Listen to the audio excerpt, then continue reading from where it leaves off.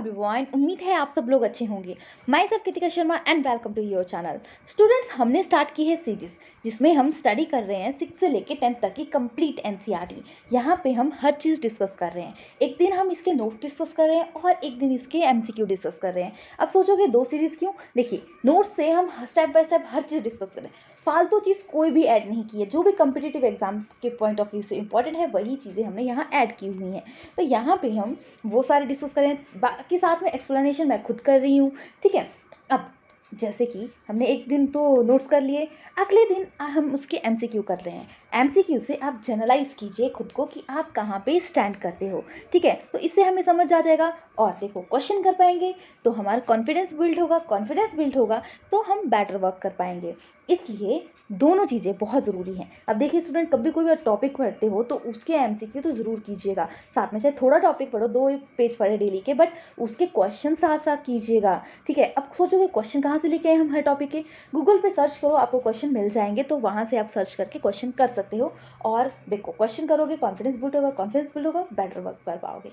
ठीक है, तो ये तो समझ आ गई। अब देखो 6th क्लास से क्यों स्टार्ट की है? 6th क्लास से इसलिए स्टार्ट की है ताकि हमारे बेसिक क्लियर हो जाए। धीरे धीरे हम 6 से 10th बढ़ेंगे, फिर +1 +2। अब देखिए पहले क्या होता है, छोटी क्लासेस में ए फॉर एप्पल फिर सीखते हैं, फिर वर्ड बनाना सीखते हैं।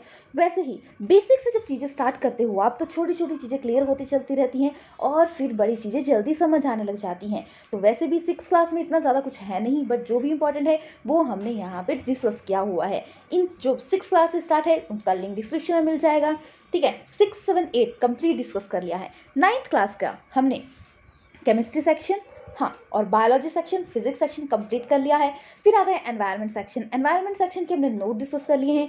आज हम उसके एमसीक्यू डिस्कस करने वाले हैं। स्टूडेंट्स, मैं गारंटी बोल सकती हूँ, अगर कोई इस सीरीज़ को देख लेता है तो उसे कहीं और से पढ़ने की ज़रूरत नहीं है, एटलीस्ट इस क्लास का। तो देखिए हर चीज़ यहाँ पे पॉइंट आउट की हुई है, आप खुद भी चेक कर सकते हो। तो नोट्स भी इस तरीके से बनाए हैं जो कम्पिटिटिव पॉइंट ऑफ व्यू से इंपॉर्टेंट है। अब ये किसके लिए इंपॉर्टेंट है? जो भी students TET, CTET, commission and जो भी आपके कम्पिटिटिव एग्जाम है जिसमें कि बेसिक एनसीईआरटी आती है, ये सीरीज उन सब के लिए यूजफुल होने वाली है।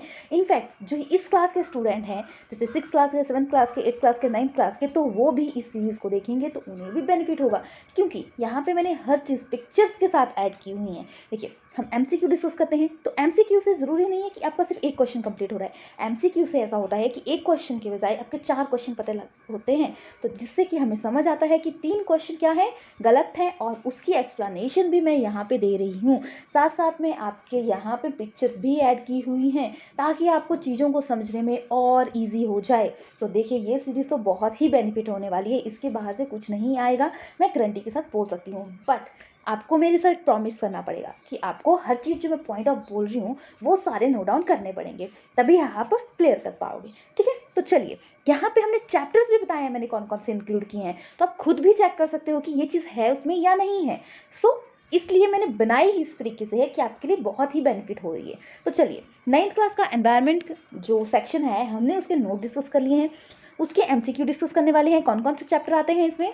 देखिए, इसमें आते हैं why do we fall ill and natural resources. इसके एमसीक्यू आज हम डिस्कस करने वाले हैं। अब देखिए स्टूडेंट, हम यहाँ पे एमसीक्यू डिस्कस कर रहे हैं तो आप खुद को जनरलाइज कर रहे हैं। ठीक है, पिक्चर्स भी ऐड की हैं, साथ साथ में इसकी पीडीएफ भी मिल रही है आपको। पीडीएफ का लिंक डिस्क्रिप्शन में मिल जाएगा।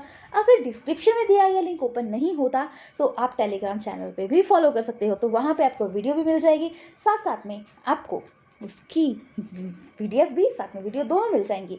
साथ में आप फेसबुक पेज पे भी फॉलो कर सकते हो, और साथ में ही फेसबुक जिसका लिंक डिस्क्रिप्शन में मिल जाएगा फेसबुक पेज का, वहाँ पे हम और भी कंटेंट ऐड करते हैं। ठीक है, तो चलिए स्टार्ट करते हैं। तो your first question, disease that effect on very short time. Disease होती है, बीमारियाँ होती हैं। अब बीमारी होती है तो क्या होता है, मेंटल हेल्थ, फिजिकल हेल्थ, हर चीज़ पे हमारे फर्क पड़ता है। तो कौन सी डिसीज़ होती है जो वेरी शॉर्ट टाइम के लिए होती है? ठीक है, ये पूछा गया है। देखो, 1 बाय 1 हम इन चारों चीज़ों के बारे में पढ़ेंगे। याद रखना, इन चारों से कैसे भी क्वेश्चन आ सकते हैं, तो यानी ये 4 पॉइंट नहीं करेंगे, यहाँ पे हम सोच लो 20 पॉइंट डिस्कस करने वाले हैं, क्योंकि 20 पॉइंट कैसे भी क्वेश्चन आ सकते हैं। सबसे पहले एक्यूट डिसीज डिसीज़ के बारे में डिस्कस करेंगे। ये डिसीज़ कैसी होती हैं, बहुत फास्ट होती हैं, मतलब अगर हो रही है एकदम ठीक भी हो जाएंगी। तो एक्यूट मतलब फास्ट डिसीजेस दो टाइप्स की होती हैं, कम्युनिकेबल, नॉन कम्युनिकेबल, जैसे कि cold, pneumonia, mumps, measles, typhoid fever. और नॉन कम्युनिकेबल मतलब एक दूसरे से नहीं होती, जैसे कि ट्रॉमा, ठीक है, ऑटोमेटिक एक्सीडेंट, फायर्स, ठीक है। अब फिर आता है क्रोनिक डिसीज, ये लॉन्ग टर्म तक इफेक्ट देती है, ठीक है। इसमें कम्युनिकेबल भी आती है, नॉन कम्युनिकेबल भी आती हैं। कम्युनिकेबल मतलब कम्युनिकेशन से, जैसे होता है ना कम्युनिकेशन स्किल, तो जिसकी कम्युनिकेशन ज़्यादा सी होती है उस पे बेसिस से, मतलब अच्छी कम्युनिकेशन है। तो जैसे कि डिसीज ट्यूबरक्लोसिस, एड्स, सिफिलिन, ठीक है, फीवर, स्टेप्टोमेटल infection, herpes. Non communicable disease diabetic, coronary, heart disease, ठीक है, ये डिसीजेज आ गई। फिर आता है हमारा infectious diseases and non infectious disease. Infectious disease जो अटैक होती है पैथोजन से, मतलब कोई और बाहर से अटैक कर रहा है। नॉन इन्फेक्टिशियस मतलब दूसरे, मतलब पैथोजन मतलब अंदर ही कोई प्रॉब्लम है, ऐसा नहीं कि बाहर से कोई अटैक कर रहा है तब हो रहा है, अंदर ही प्रॉब्लम है।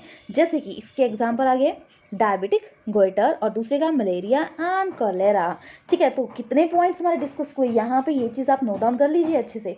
तो देखिए हमें पूछा गया था कि वेरी शॉर्ट टाइम तक इफेक्ट करती है, तो वो आती हैं आपकी एक्यूट डिसीजेज, ठीक है। अब बोलोगे इन्फेक्टियस डिसीजेज तो बाहर, पर इसमें क्या बात की गई है, इन्फेक्टियस डिसीजेज में बात की गई है कि वो अटैक करता है पैथोजन, अब वो कैसा भी हो सकता है, बट शॉर्ट टाइम एक चीज़ पॉइंट बोला गया है यहाँ पे, तो वो एक्यूट डिसीजेज आ जाएगी, ठीक है। क्लियर हो गया। तो देखिए मैंने बोला था ना 20 पॉइंट्स कंप्लीट होंगे, तो यहाँ पे कम्युनिकेबल, नॉन कम्युनिकेबल कौन सी डिसीजेज है, क्रोनिक डिसीज कौन सी है, इन्फेक्टियस डिसीज क्या होती है, उसके डिफरेंस क्या होते हैं, तो वो सारा हमें पता लग गया। एटलीस्ट 20 क्वेश्चन तो यहाँ पे कंप्लीट हो गए।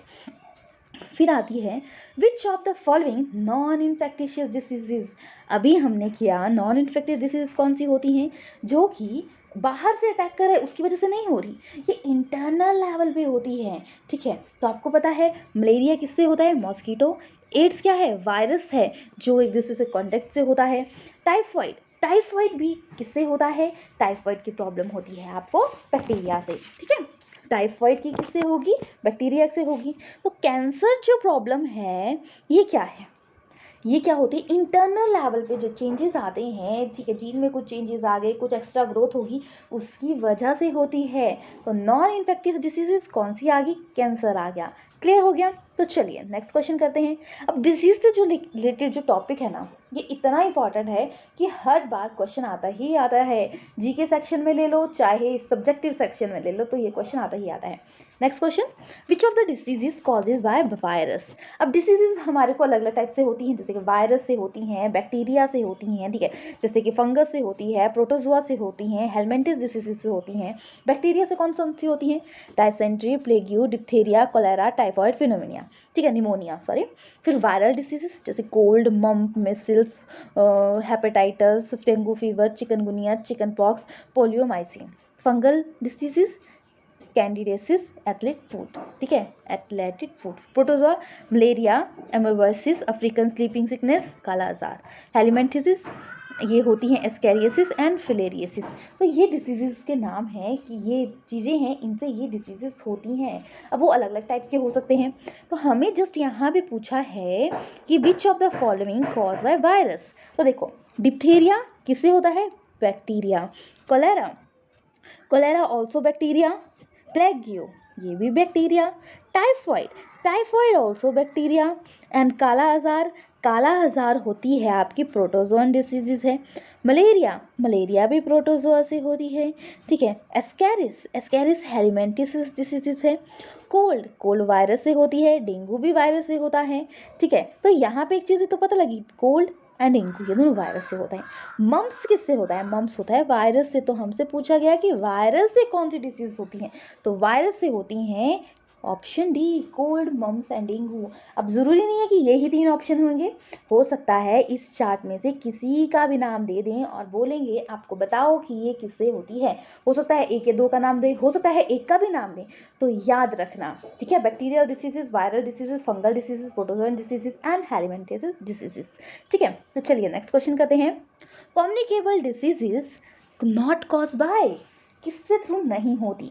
कम्युनिकेबल डिसीजेज होती हैं जो कि डायरेक्ट कॉन्टैक्ट से होती हैं, ठीक है, बाय एयर, ठीक है। इनडायरेक्ट कॉन्टैक्ट जैसे किसी का सामान यूज़ करते हैं, फूड से होती हैं, मॉस्किटो से होती हैं, जैसे कि किसी जानवर से होगी, healthy person to infected person हो जाती है, मतलब infected person to healthy person ये प्रॉब्लम हो जाती हैं।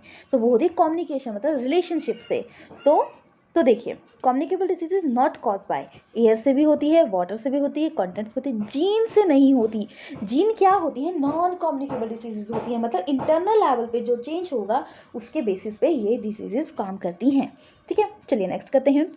विच of the following disease cause by water? हमने पढ़ा कम्युनिकेबल डिसीजेज तो होती हैं, वो वाटर के थ्रू कौन सी होती हैं? अब देखेंगे। अब disease related to water borne diseases जैसे cholera, typhoid, amoebic and bacillus dysentery, diphtheria diseases and water wash diseases, मतलब वॉश नहीं करेंगे डिसीज, स्कैबीज, ट्रैकोमा। ठीक है। अब वाटर बेस्ड डिसीज मतलब वाटर से डायरेक्ट कर रहे हो तो कैसे हो जाती हैं? जैसे कि ड्रैकुलोसिस। वाटर रिलेटेड इंसेक्ट बैटर, मतलब बोलते हैं ना सफाई रखो, पानी को जमा ना होने दो बरसात में। तो कुछ डिसीजेज वाटर बैक्टर से डिसीजेज होती हैं, जैसे कि आ गया आपका फिलेरिया, मलेरिया, ठीक है, ट्रिपैनोसोमा, येलो फीवर। तो यहाँ पे कौन सा पूछा है हमसे? कौन सी वाटर से डिसीजेस होती हैं? तो वाटर से जो डिसीजेस होती हैं वो आती हैं कॉलेरा। ठीक है, कौन सी आ गई? कॉलेरा। तो कुछ भी पूछ सकते हैं आपसे। ठीक है, common cold, virus, syphilis, bacteria, pneumonia भी आपको किससे होता है? बैक्टीरिया से होता है। ठीक है, कॉलेरा भी एक कैसी डिसीजेस है? बैक्टीरिया से होने वाली है। ठीक है, बट वाटर से पूछी है तो कलर आ जाएगा। ठीक है, अब हमने अभी पढ़ा था कि वेक्टर से होने वाले डिसीजेस, वेक्टर है क्या? Animal carry infected agent from sick person to an healthy person, microorganism which cause many diseases। देखिए, सबसे पहले तो हम समझेंगे वेक्टर क्या होता है। वेक्टर होता है जो कैरियर होता है, जैसे कि जो डिसीज कॉज करता है, मतलब जैसे होता है ना कोई आप कुरियर वाला, कि आपने सामान कहाँ से लिया और कोई और पहुँचा रहा है आपके पास, ठीक है, कुरियर वाला। तो वैसे ही वेक्टर काम करता है। ये क्या करता है? एनिमल कैरी करेगा, जिससे कि कोई भी कैरी कर सकता है, और इन्फेक्टेड पर्सन और sick person to another healthy person, मतलब जैसे कि किसी और ने बोला था, वहाँ से कुरियर वाला बीच में मीडिएट का काम करेगा। उसने कोई चीज़ ली, कुरियर ली और उसने पहुँचा दिया जिसने मंगाया था। वैसे ही वेक्टर है, पर्सन है, अनहेल्दी पर्सन, ये आ गया वेक्टर, ये यहाँ से ट्रांसमिट करेगा अनहेल्दी पर्सन की तरफ। तो option A is the correct. Next question करते हैं। Water virus which cause hepatitis transmit through. Hepatitis एक प्रॉब्लम है, वो किसके थ्रू होती है? अब हेपेटाइटिस हमने ये तो पढ़ लिया, हेपेटाइटिस कैसी डिसीज है? वायरस से। वो वायरस कैसे स्प्रेड होता है? ये होता है डार्क वाटर से। किससे होती है ये डिसीजेस? वाटर से। याद रखना, आप क्वेश्चन कैसे भी आ सकते हैं कि किससे कौन सी डिसीज कैसे हो रही है। ठीक है, next question. Which of the following not important for a individual health? कौन सा इम्पॉर्टेंट नहीं है इंडिविजुअल, मतलब कौन कौन सी चीज़ें इफ़ेक्ट करती हैं ह्यूमन हेल्थ के लिए, और इनमें से कौन सी चीज़ इफेक्ट नहीं करती है, पूछा है। अगर क्लीन स्पेस में रहेंगे ये तो इंपॉर्टेंट करेगी, इकोनॉमिक कंडीशन भी, जैसे कि अगर आप अच्छी जगह पे रह रहे हो तो उसका तो फर्क पड़ेगा ही। Social equality and harmony, living a social equality, मतलब कैसे आप रह रहे हो, कैसी चीज़ें, इसका भी कहीं ना कहीं हमने बोला है नॉट इम्पॉर्टेंट, और थोड़ी बहुत इंपॉर्टेंट है वो देखा जाएगा। ठीक है, बट ये चीज़ समझी जाएगी। ठीक है, but living in a large and well furnish house, अब ज़रूरी थोड़ा ना बहुत ही अच्छा हाउस फर्नीचर हो घर में तभी आप खुश रह सकते हो, तो ये चीज़ आ जाएगी कि नॉट इम्पॉर्टेंट। बाकी सोशल इक्वालिटी ये भी कहीं ना कहीं थोड़ा बहुत इफेक्ट करेगी ही करेगी, इकोनॉमिक कंडीशन भी करेगी, क्लीन स्पेस भी तो करेगा ही करेगा, ये तो सबसे ज़्यादा इफेक्ट करता है। ठीक है, चलिए नेक्स्ट क्वेश्चन करते हैं। Disease not transmitted by mosquito, mosquito से कौन सी डिजीज नहीं होती? तो देखिए, अब यहाँ पे हम एट लीस्ट 7-8 क्वेश्चन कंप्लीट करने वाले हैं। देखो, डेंगू, डेंगू कॉज होता है आपका, किससे होता है? एडीज मॉस्कीटो से। याद रखना, ये फीमेल एडीज मॉस्कीटो होगा। ठीक है, जिसको हम चिकनगुनिया भी बोलते हैं। ठीक है, लिम्फेटिक फ्लेरिया बोलते हैं, rift valley fever, yellow fever, जिका भी बोलते हैं। एनाफिलस, एनाफिलस ये क्या है? ये मलेरिया कॉज करता है। याद रखना, ये भी क्या है? फीमेल है। ठीक है, फिर आता है क्यूलेक्स, क्यूलेक्स एक मॉस्किटो का नाम है। ठीक है, जो क्या करता है? इन फेसिस, ठीक है, क्या कॉज करता है, इससे क्या होता है, लिम्फेटिक फ्लेरिया, वेस्ट नील फीवर होता है, जापानीज एनसीफ्लाइटिस। ठीक है, ये क्लियर हो गया।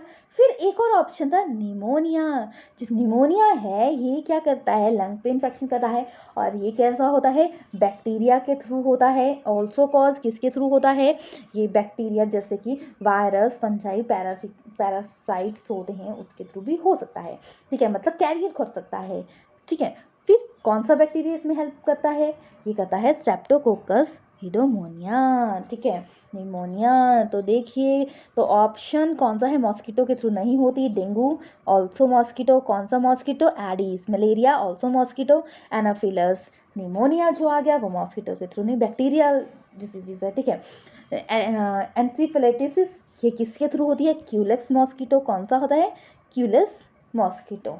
ठीक है, क्लियर हो गया। चलिए नेक्स्ट क्वेश्चन करते हैं। विच of the following cause by the काला आजार, काला आजार कौन सी चीज से होता है। ठीक है, देखो एस्कैरियोसिस से, इससे क्या होती है कि पेट में इंटेस्टाइन प्रॉब्लम होती है। ठीक है, ट्रिपैनोसोमा, ट्रिपैनोसोमा से क्या होता है, स्लीपिंग सिकनेस की प्रॉब्लम होती है। फिर आता है लेशमानिया डोनोवेली, और ये क्वेश्चन आया हुआ है। ठीक है, तो याद रखना लेशमानिया डोनोवेली, उसमें जो आया था लास्ट ईयर क्वेश्चन, उसमें क्या बोला था, लेशमानिया डोनोवेली, और लेशमानिया ही नाम था दूसरा, और वहाँ पे इस वर्ड को चेंज कर दिया था और बोला था बताओ both of this, none of this, ऐसा ऑप्शन में आया था। तो देखिए, तो इसमें क्वेश्चन क्या आ गया, लेशमानिया डोनोवेली, तो यहाँ पे option C is the correct. फिर स्ट्रेप्टोकोकस बैक्टीरिया, इससे क्या होता है, अभी हमने किया, स्ट्रेप्टोकोकस बैक्टीरिया इससे होती है एक्नी की प्रॉब्लम। ठीक है, कैसी होती है, एक्नी की प्रॉब्लम। तो यहाँ से देख सकते हो काला आजार कौन सा है, पैरासाइट है, क्या कॉज करता है, कौन कॉज करता है, लेशमानिया डोनोवेली। ठीक है, क्लियर हो गया। तो चलिए नेक्स्ट क्वेश्चन करते हैं। विच of the following has a long term effect on A health of A individual, कौन सा लॉन्ग टर्म इफेक्ट करता है इंडिविजुअल की हेल्थ को। कॉमन कोल्ड 2-4 दिन में ठीक हो जाता है, चिकन पॉक्स निशान हो सकते हैं बट कुछ टाइम बाद ठीक हो जाते हैं। स्ट्रेस, स्ट्रेस आपको सिचुएशन के मुताबिक होता है, अगर कोई ज़्यादा स्ट्रेस ले ले तो डेंजरस होता है, बट हमेशा ये इफेक्ट नहीं करेगा। या बट जो टोबैको खाएगा कंटिन्यूसली उसको ज़रूर इफेक्ट होगा चीज़ों का। तो कौन सा ऑप्शन आ जाएगा आपके पास, option C long term effect देता है टोबैको च्यूइंग। ठीक है, फिर which of the following disease not cause by protozoa, कौन सी डिजीज प्रोटोजोआ के थ्रू नहीं होती। तो देखिए मलेरिया क्या था हमने, मॉस्किटो के थ्रू होता है। ठीक है, स्लीपिंग सिकनेस ट्रिपैनोसोमा के थ्रू होता है। एंथ्रैक्स ये होती है बैक्टीरियल डिसीजेस, और एमोबॉयसिस ये क्या होती है, देखो यहाँ पे देख सकते हैं एंटामोeba हिस्टोलिका के थ्रू होती है। कॉन्स्टिपेशन इंटेस्टाइन लीवर पे इफेक्ट करता है। वेक्टर वाटर है। अफ्रीकन स्लीपिंग सिकनेस जैसे कि आपको ट्रिपैनोसोमा ब्लड ब्रेन पे इफेक्ट करता है। ठीक है, लेशमानिया कालाजार जैसे कि leishmania donovani, white blood cell skin intestine, malaria plasmodium. ठीक है, बेबोसियोसिस ये आ गया आपका बेबिसियम माइग्रेटिंग। तो कौन सा ऑप्शन आ जाएगा, एंथ्रैक्स ये बैक्टीरियल डिसीजेस होती है, और किसके थ्रू होती है, जैसे कि शिप होती है उसमें ये चीज़ होती है, और उसके थ्रू जो जैसे वूल इंडस्ट्री में काम करते हैं उनको ये हो जाती है। ठीक है, क्लियर हो गया। नेक्स्ट क्वेश्चन करते हैं। नेक्स्ट क्वेश्चन आता है, outer crust of the earth is called, outer crust earth की क्या बोला जाएगा। देखिए पिक्चर में देखो, ये है आपका अर्थ क्रस्ट, लिथोस्फीयर है ये आउटर क्रस्ट आ जाएगा। उसके ऊपर जो बाहर की ऑक्सीजन जहाँ प्रेजेंट होती है वो लेयर आ जाएगी, troposphere, stratosphere, mesosphere, thermosphere, exosphere. ठीक है, तो यहाँ पे आउटर क्रस्ट जो लेयर आ गई वो कौन सी आ गई, वो आ गई आपकी, कौन सी आ गई, लिथोस्फीयर। हाइड्रोस्फीयर वाटर है, एटमॉस्फेयर जहाँ पे लिविंग बींग्स रहते हैं, एयर वो करती है, ट्रोपोस्फीयर एटमॉस्फेयर की फर्स्ट लेयर आती है। ठीक है, तो लिथोस्फीयर जहाँ पे क्या होती है, अर्थ का आउटर क्रस्ट प्रेजेंट है। ठीक है, तो चलिए नेक्स्ट क्वेश्चन करते हैं। विच of the following abiotic component, abiotic component वो आते हैं, नॉन लिविंग कंपोनेंट बोला जाएगा। कौन सा बोला जाएगा, नॉन लिविंग। ठीक है, तो नॉन लिविंग कौन से आ गए, मॉस एक प्लांट है। ठीक है, तो ये नॉन लिविंग नहीं आया। Air water also non living, plant non living में नहीं आते, लिविंग में आते हैं, बैक्टीरिया भी। ठीक है, सॉइल नॉन लिविंग में आती है, फंजाई ये भी लिविंग में आती है, soil non living, water non living, but air, soil, water ये सारे नॉन लिविंग में आते हैं, तो option D is the correct. आप इस चार्ट को देख सकते हैं, कंपोनेंट ऑफ इकोसिस्टम। एक आते हैं बायोटिक, एबायोटिक, एबायोटिक। एबायोटिक मतलब नॉन लिविंग कंपोनेंट, जैसे climate and edaphic factor. Climate जैसे कि rain, light, wind, temperature. Edaphic soil, pH, mineral and topography. Biotic जो लिविंग चीज़ें आ गई, जैसे कि प्रोड्यूसर, कंज्यूमर, डिकम्पोजर। क्लियर हो गया? चलिए नेक्स्ट करते हैं। विच of the following not a cause by acid rain, मतलब एसिड रेन का कौन सा कॉज नहीं है इनमें से? तो देखो, oxides of A nitrogen also, oxides of A sulphur also, water vapour also, oxygen, single oxygen नहीं है कॉज एसिड रेन का, तो option D is the correct. Next question करते हैं। स्मोक इज, स्मोक क्या है? देखिए, स्मोक होती है, तो पहले तो पॉइंट ऑफ व्यू समझेंगे। देखो, सॉलिड, लिक्विड। सॉलिड जब गैस में प्रेजेंट है, सॉलिड इन गैस, तो क्या बोलेंगे हम? उसे हम बोलते हैं, जब सॉलिड गैस में प्रेजेंट है तो हम उसे बोलेंगे स्मोक, ठीक है। लिक्विड जो गैस में होता है तो उसे हम बोलेंगे फॉग, ठीक है। जब सॉलिड एंड लिक्विड, सॉलिड जब लिक्विड में है, ठीक है, तो फोम वगैरह बनते हैं, बट स्मोक जो आता है वो आता है स्मोक प्लस फॉग। क्या आता है? Smoke plus fog. अब देखो, 4 क्वेश्चन हो गए कि स्मोक क्या हुआ? स्मोक हो गया सॉलिड इन गैस, याद रखा, स्मोकिंग करते हैं ना लोग, तो सॉलिड पार्टिकल डिपॉजिट होते हैं गैस में। फॉग, आप देखते हो पानी की बूंदें, तो गैस, लिक्विड इन गैस। तो क्वेश्चन कैसे भी आ सकता है ये, ठीक है। चलिए नेक्स्ट क्वेश्चन करते हैं। Nature air pollution indicator, natural sorry, यहाँ पे नेचर नहीं आएगा, नेचुरल एयर पॉल्यूशन इंडिकेटर कौन सा आ जाएगा? देखो, नेचुरल पॉल्यूशन इंडिकेटर वो होता है, सिम्बायोटिक एसोसिएशन होती है एल्गी प्लस फंजाई की, आप बोल सकते हो सिम्बायोटिक एसोसिएशन। एल्गी क्या होती है? ऑटोट्रॉपिक होती है, तो अपना भोजन बनाती है, फंजाई उसको शेल्टर देती है, तो दोनों मिलके एयर पॉल्यूशन का इंडिकेटर होती है। इट्स मीन जहाँ पे एयर पॉल्यूशन होगा वहाँ पे ये चीज़ ग्रो नहीं करेगी, और जहाँ पे पॉल्यूशन क्या होगा नहीं होगा, तो क्या होगा? वहाँ पे ये चीज़ ग्रो कर जाएगी। मतलब लाइकन जो होंगे वो शो करेंगे कि पॉल्यूशन है या नहीं है, तो क्या आ गया? लाइकन्स। अब ये कहाँ होंगे? जहाँ पे पॉल्यूशन नहीं होगा, एनवायरनमेंट अच्छा होगा, ठीक है। चलिए नेक्स्ट क्वेश्चन करते हैं। One of the following factor does not lead to soil formation in nature. Soil formation के लिए कौन सा इफेक्ट नहीं करता? सॉइल फॉर्मेशन के लिए सन, टेम्परेचर इंक्रीज एंड डिक्रीज होता है, सो सन अफेक्ट करता है। वाटर भी, ठीक है, विंड भी, ठीक है, कुछ मिट्टी के पार्टिकल्स होते हैं इधर से उधर जाते रहते हैं, तो विंड भी हेल्प करेगी। पॉलीथीन बैग नहीं हेल्प करेंगे, तो does not lead to soil formation, तो पॉलीथीन बैग आ गया ऑप्शन। चलिए नेक्स्ट क्वेश्चन करते हैं। Two form of a oxygen found in atmosphere. Oxygen की 2 फॉर्म बोली है, मतलब ऑक्सीजन किस रूप में रहती है, तो सिर्फ ऑक्सीजन का ही कंपोनेंट होगा। वाटर में H2 होता है, तो ये भी नहीं आएगा, ऑक्सीजन तो ऑक्सीजन है। वाटर में H2, ओजोन, O3, तो एक चीज़ तो वाटर आ गया। ओजोन एंड ऑक्सीजन क्या आ गया? एक आ गया ओजोन O3 एंड ऑक्सीजन, तो ये 2 कंपोनेंट ऑक्सीजन के होते हैं। तो वाटर एंड कार्बन डाइऑक्साइड आपको पता है, CO2 कार्बन डाइऑक्साइड का फॉर्मूला है, वाटर का H2O, तो इसमें और भी कंपोनेंट हैं। तो सिंगल जो ऑक्सीजन का कंपोनेंट है एटमॉस्फेयर में वो आता है ozone and oxygen. Next question करते हैं। One of the following process not involve in A water cycle. अब वाटर साइकिल का प्रोसेस देखेंगे। वाटर साइकिल से क्या होता है? अर्थ पे फिर से पानी आ रहा है, वो प्रोसेस आता है वाटर साइकिल। तो इसमें पहले ग्राउंड वाटर में है, ठीक है, इवेपोरेशन हुई, प्लांट के थ्रू जब पानी लॉस होता है तो उसको बोलते हैं ट्रांसपिरेशन, ठीक है, और फिर कंडेंसेशन होती है, कंडेंसेशन होके बाद में प्रेसिपिटेशन होके फिर से वाटर आ जाता है ग्राउंड लेवल पे। तो इसमें पूछा है कौन सा हेल्प नहीं करता वाटर साइकिल में, तो देखिए, इवेपोरेशन, ठीक है, वाटर वेपर के रूप में जाते हैं, हेल्प करता है। ट्रांसपिरेशन प्लांट्स के रूप में, ठीक है। प्रेसिपिटेशन पानी बाहर आता है। फोटोसिंथेसिस सिंगल, ये क्या होता है? फूड प्रिपरेशन प्रोसेस होता है। प्लांट अपना भोजन कैसे बनाते हैं वो आता है फोटोसिंथेसिस। तो फोटोसिंथेसिस वाटर साइकिल के लिए इसका पॉइंट नहीं है, ठीक है। चलिए नेक्स्ट करते हैं। विच of the following not a green house gas, कौन सी ग्रीन हाउस गैस नहीं है?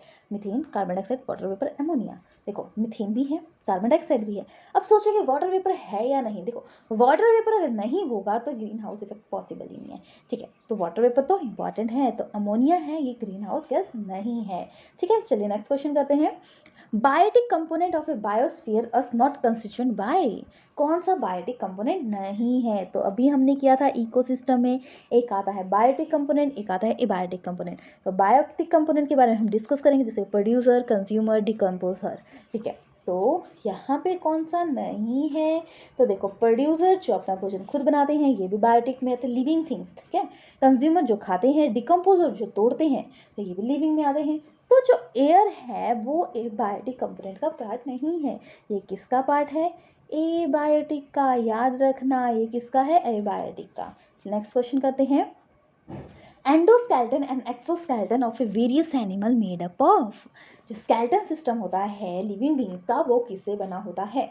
वो बना होता है कार्बोनेट सॉल्ट का। तो option B is the correct. चलिए नेक्स्ट क्वेश्चन करते हैं।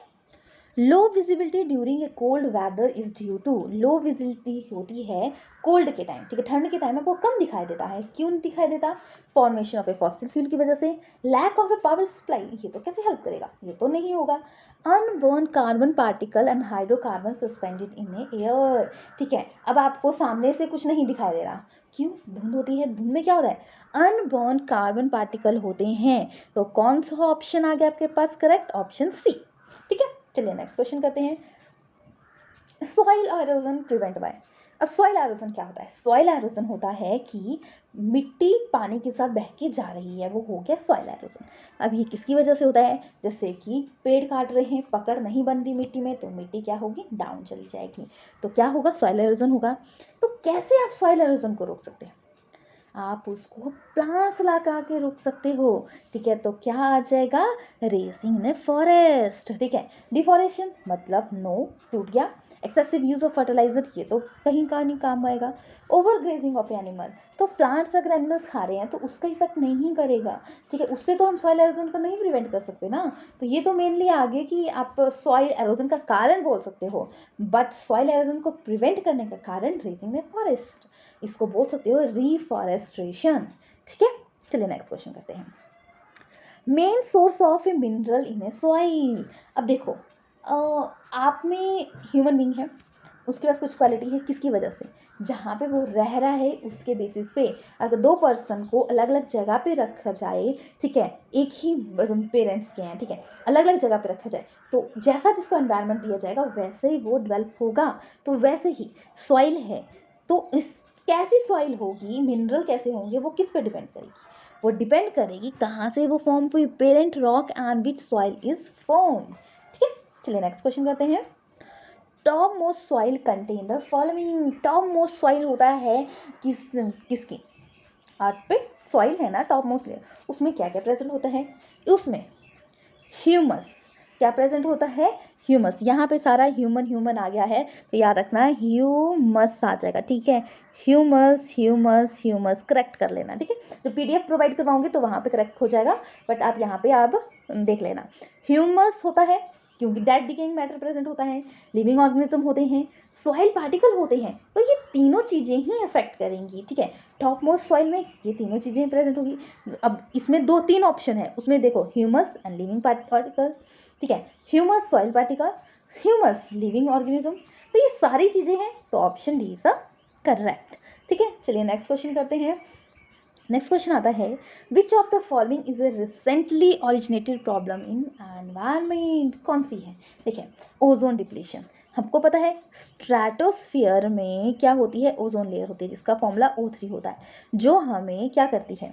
एटमॉस्फेयर से यूवी रे से बचाती है अर्थ तक पहुंचने में, ठीक है। जिसकी वजह से क्या होता है, अगर ओजोन होल हो रहा है तो स्किन की प्रॉब्लम ज़्यादा हो रही है, ठीक है। तो ये भी हो रहा है क्योंकि हम एक्सेस चीज़ों का यूज़ कर रहे हैं। CFCs क्लोरोफ्लोरोकार्बन मेन कॉज है ओजोन लेयर का। तो देखिए 4-5 क्वेश्चन कंप्लीट कर लिए हमने एक पॉइंट से। यूवी रेस अर्थ तक पहुंचती है, ओजोन का फॉर्मूला O3 कहाँ पे प्रेजेंट होती है? स्ट्रेटोस्फियर में। किससे बचाती है? स्किन प्रॉब्लम से। होल हो रहा है तो ये चीज़ें प्रॉब्लम क्रिएट होगी। फिर आती है green house effect. Green house हमारे जो एनवायरनमेंट में सिस्टम बना हुआ है, गैसेस हैं, पूरा सिस्टम अच्छे से मेंटेन है, वो ग्रीन हाउस सिस्टम आ गया। बट इस ग्रीन हाउस सिस्टम में एक एक्स्ट्रा चीज़ बढ़ रही है, जैसे कि कार्बन डाइऑक्साइड का ज़्यादा सप्लाई हो रही है, तो क्या हो रही है, ग्लोबल वार्मिंग हो रही है। ग्लोबल वार्मिंग क्यों हो रही, देखो पेड़ काट रहे हैं, पेड़ काटने की वजह से क्या हो रहा है कि उसको प्रॉपर न्यूट्रिशन नहीं मिल रही है। ठीक है, मतलब आप प्रॉपर न्यूट्रिशन या आप बोल सकते हो पेड़ काट रहे हैं तो हम ऑक्सीजन लेते हैं कब, जब प्लांट्स छोड़ते हैं। अब प्लांट्स इतनी ऑक्सीजन नहीं छोड़ेंगे क्योंकि प्लांट्स कम हो रहे हैं, हम ऑक्सीजन तो लेंगे ही लेंगे, तो हम कार्बन डाइऑक्साइड छोड़ते हैं, प्लांट वो कंज्यूम नहीं कर रहे, जिसकी वजह से कार्बन डाइऑक्साइड इंक्रीज हो रहा है। जो एटमॉस्फेयर है, ग्रीन हाउस टेम्परेचर इंक्रीज कर रहा है, जिससे क्या प्रॉब्लम हो रही है, ग्लोबल वार्मिंग। और ग्लोबल वार्मिंग की वजह से क्या हो रहा है, ग्लेशियर पिघल रहे हैं, बाढ़ आने का खतरा रह रहा है, और भी बहुत सारी प्रॉब्लम हो रही है। कौन कौन गैसेस इसमें हेल्प करती हैं, जैसे कार्बन डाइऑक्साइड, ठीक है, मीथेन, आपके ऑक्साइड्स ऑफ नाइट्रोजन, ठीक है, सल्फेट, ठीक है, ये सारी चीज़ें इफेक्ट करती हैं। तो सारी ही जो प्रॉब्लम है रिसेंटली डे बाय डे बढ़ रही हैं। तो all of these, ozone layer भी, ग्रीन हाउस इफेक्ट भी, ग्लोबल वार्मिंग भी। देखिए स्टूडेंट, जब हम ये पूरी चैप्टर कंप्लीट कर रहे हैं ना, तो देखो हर क्वेश्चन में मैंने आपको 4-5 पॉइंट समझाए हुए हैं। तो अगर एक बार आप इसको थॉरली देख लीजिए अच्छे से, और फिर से रिवाइज करने के लिए अगर आपके पास टाइम कम है तो 2x की स्पीड पे देख लीजिए, रिवाइज कीजिए, क्योंकि आप एक्स्ट्रा पढ़ने की ज़रूरत नहीं है, पर जो पढ़ा है वो कभी भी गलत नहीं होना चाहिए। क्योंकि जो हमने पढ़ा नहीं है उसका दुख नहीं होता कि हमें नहीं आता था, पर जो पढ़ा होता है वो भूल जाता है, उसका ज़्यादा दुख आता है। तो कोई भी बच्चा इतना इंटेलिजेंट नहीं होता कि उसको परमानेंट ही हर चीज़ लर्न हो जाए। तो क्या करना होता है, रिवाइज करना पड़ता है। रिवाइज जैसे आज पढ़ा कल भी रिवाइज कीजिए। मेन पैटर्न जो होता है, जैसे कि आज रिवाइज किया, थर्ड डे रिवाइज किया, 15 डेज बाद रिवाइज किया, महीने बाद रिवाइज कीजिए, तो ये चीज़ क्या होगी, आपको परमानेंट हो जाएगी। देखिए अगर आप आज पढ़ लेते हो, कल कुछ दिनों बाद, 2-6 महीने बाद देखो तो बिल्कुल ही भूल जाएगा, उतना ही टाइम लगेगा पढ़ने को। तो देखिए इक्वल देखा जाए तो इक्वल एंड एवरेज उतना ही आ जाता है, पर बोलने को लगेगा कि मैंने बोला थर्ड डे रिवाइज करो, 7th डे रिवाइज करो, 15 डेज बाद, महीने बाद रिवाइज करो। देखिए जब आप इतने टाइम बाद रिवाइज करोगे ना तो आपको ज़्यादा टाइम नहीं लगेगा। देखो माना पहले आपने पढ़ने में 4-5 घंटे लगाए होंगे, रिवाइज करने में आपको 15-20 मिनट से ज़्यादा नहीं लगेगा। ठीक है, जैसे जैसे टाइम बढ़ेगा, जैसे फिर से रिवाइज करोगे, फिर से रिवाइज करोगे, तो आप बहुत जल्दी जल्दी रिवाइज कर लोगे, जिससे क्या होगा, आपका ही बेनिफिट होने वाला है, आपको परमानेंट हो जाएंगी चीज़ें। ठीक है, तो चलिए इसके साथ आपका एनवायरनमेंट सेक्शन कंप्लीट हो गया। इसके बाद सिर्फ एक चैप्टर बचा है आपका, वो हम डिस्कस करेंगे क्योंकि वो बहुत ही इंपॉर्टेंट चैप्टर है। ठीक है, उसके नोट्स भी और एमसीक्यू भी डिस्कस कर लेंगे। उसके बाद हमारी क्लास हो जाएगी 10th क्लास स्टार्ट। ठीक है, 10th क्लास जैसे ही खत्म हो जाएंगी, फिर 10-15 दिन बचेंगे, +1 +2 को कर पाना मुश्किल होगा। तो इंपॉर्टेंट कंसेप्ट जैसे कि important chemical compound, estimation, acid and base, जो भी इंपॉर्टेंट कंसेप्ट आते हैं वो हम फिर डिस्कस करेंगे, जिससे डेफिनेट मैं बोल सकती हूँ क्वेश्चन आएगा ही आएगा। ठीक है, तो ऐसे ही अमेजिंग वीडियो पाने के लिए लाइक कीजिए, शेयर कीजिए, सब्सक्राइब कीजिए, क्योंकि आपके लाइक शेयर मोटिवेट करते हैं बेटर काम करने के लिए। अपना ख्याल रखिएगा। Thanks for watching.